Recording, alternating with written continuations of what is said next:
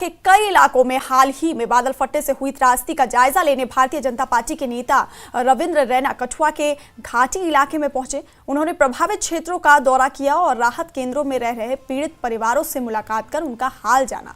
इस दौरान रविंद्र रैना ने कहा कि आपदा में फंसे लोगों को हर संभव मदद दी जाएगी। उन्होंने भरोसा दिलाया कि केंद्र सरकार लगातार स्थिति पर नजर बनाए हुए है और प्रभावित परिवारों की आवश्यकताओं को पूरा करने के लिए हर स्तर पर प्रयास किए जा रहे हैं। हमारे साथ है रविंद्र रैना, भाजपा नेता है। अपने साथियों के साथ यहाँ चंग मनास मोहल्ला में पहुंचे। इनसे जानते हैं क्या देखते हैं सर, कितनी बड़ी त्रासदी हो गई। बादल फटने से यहाँ कठुआ के अंदर भारी तबाही हुई है। मैं खुद आज यहाँ कठुआ के बाढ़ प्रभावित अलग अलग गांव का, अलग अलग इलाकों का हम दौरा कर रहे हैं। पीड़ित और प्रभावित लोगों से हम मुलाकात कर रहे हैं। बहुत भयंकर तबाही हुई है कठुआ में, आदमी सोच नहीं सकता है। आज हम जब यहाँ, चूंकि मैं किश्तवाड़ में था, चिशोटी गांव में, वहां से सीधा आज कठुआ के एरिया में आया हूँ। भयंकर तबाही के मंजर हैं। 7 लोगों की जान चली गई है, बहुत सारे लोग जख्मी हैं।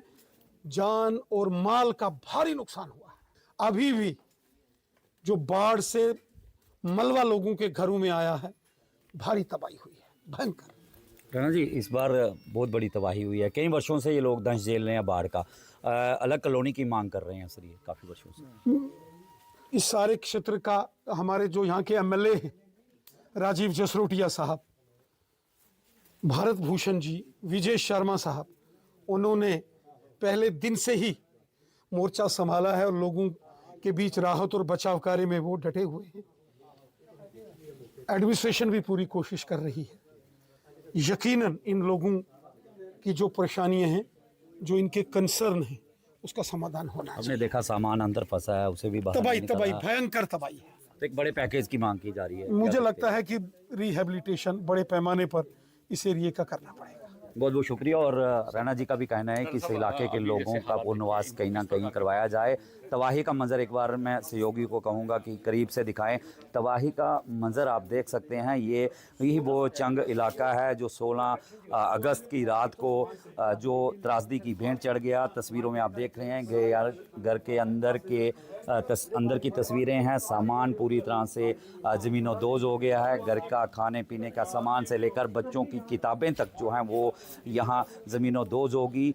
एक भी तिनका घर का जो यहाँ पर नहीं बच पाया है।